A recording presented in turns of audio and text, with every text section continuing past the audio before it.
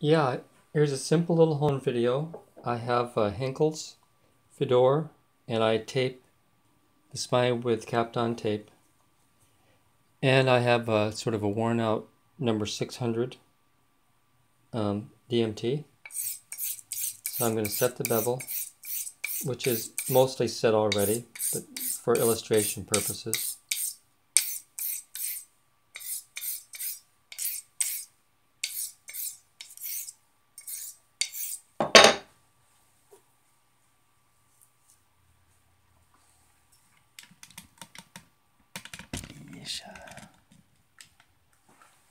How's that?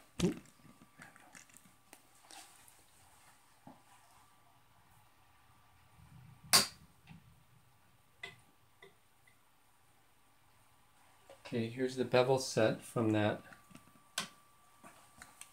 DMT. Focus that in. So I have nice long continuous scratches. Go right to the very edge. And the edge is looking a little ragged, which is predictable from a diamond plate stone. Let me grab the razor. And now to the fun part. This is a buddy from B&B. He has this lovely Iromono tomae, beautiful coloration. And I'm going to use it just like I do all of my other stones. I take a diamond plate and I raise a slurry on the stone. And I use the slurry in the first stage. Judging from the ability to make a slurry on the stone, I would judge it to be a hardness level of in the 5++ range. It actually is nice and firm.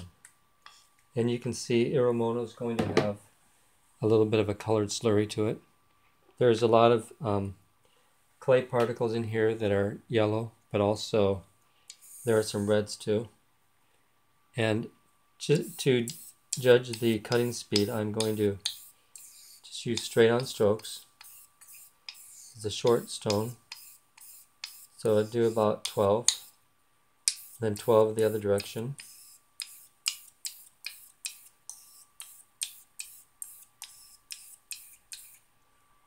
That was about 12. Okay, then take the same razor and we'll go up to the microscope and just observe how much of the scratch pattern has been removed from the simple straightforward strokes.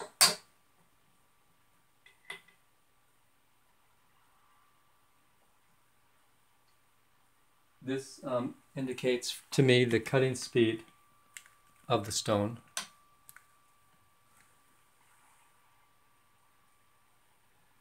And you can see we went from a blade edge that was covered with deeper, coarser diagonal scratches, and you can still see a little bit of the shadow from corner to corner that originated on this razor, but I'll scroll along.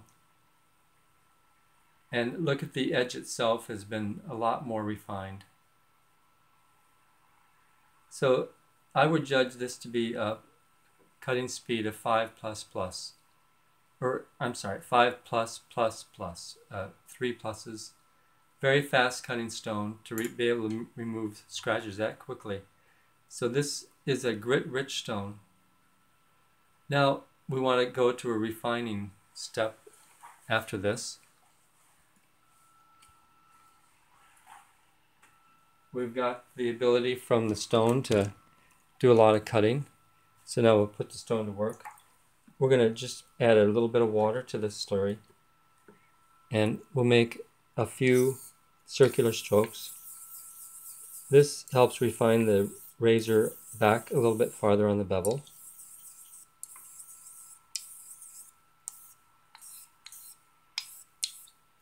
Edge leading strokes helps to remove a feather edge. So next thing I'm going to do is rinse the stone and the razor in clear water. And we're going to use the tomoe nagara that came with the stone, which also so happens to look like and is a iromono type stone. I am 100% sure that the base stone here is a Nakayama stone. It has all the characteristics of a Nakayama stone with a cloudy pattern that's very pleasing to the eye. And as you can tell, I can already, that it's a very fine cutting stone also. Left a beautiful kasumi finish on this razor.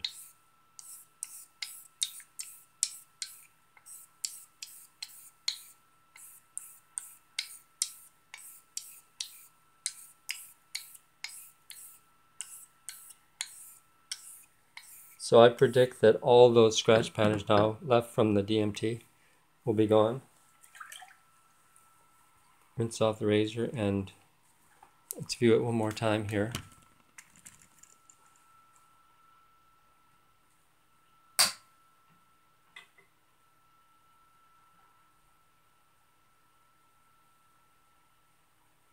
Oh yeah, that's really nice. Here's what we got going.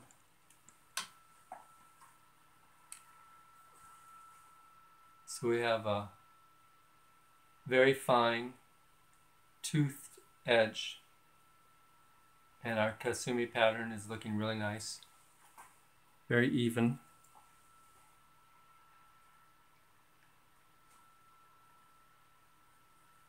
And we can scroll along and down to the base of the bevel. So we have a kasumi pattern the full width of the bevel there.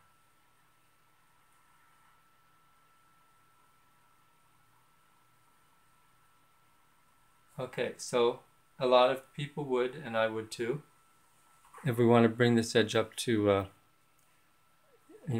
sort of max out the sharpness, I would take the razor and go down and do some clear water strokes. It's a little bit of a challenge in a bath like this, but I can do it. So we're looking at submerging the stone in a little bit of water so that any grit particles are washed away during the process.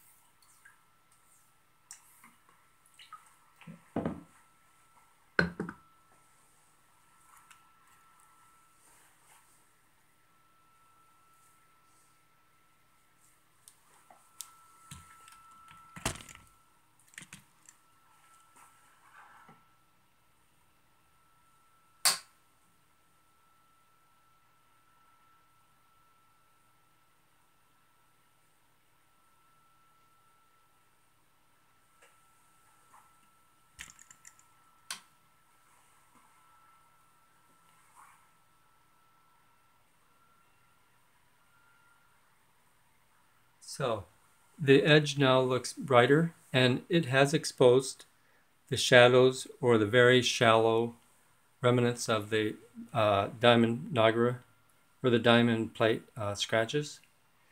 But what we're going to do next is go over to the strop.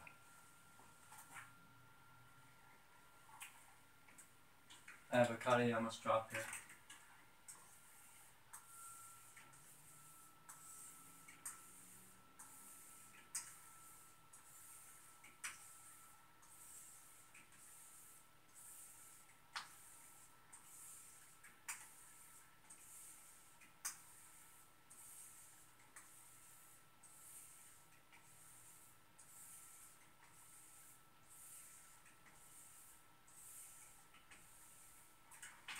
Should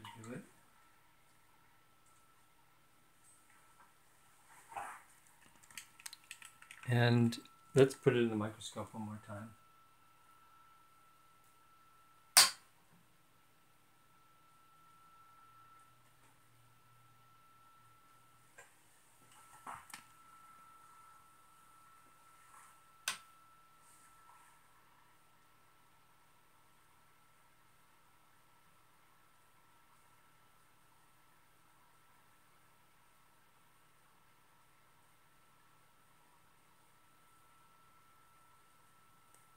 This is not the same kind of bright and shiny edge you get from pastes or film, but what we want is a good sharp shaving edge.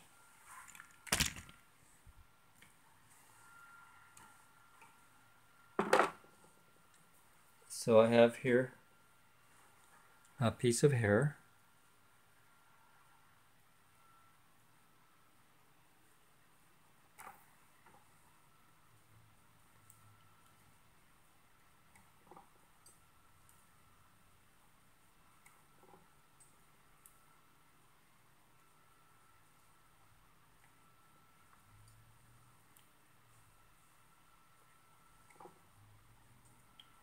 This is definitely the kind of edge that's going to be a very comfortable shaving edge. These are all HHT5 results. The hair just falls to the other side of the razor. Now some people are going to say, well, all the scratches weren't gone. Well, my answer to that is the scratches that were left are so small when viewed at 315 power that I have a photo of one of my beard hairs here. This is the diameter of an average man's beard hair. So when you consider the scratch pattern left from this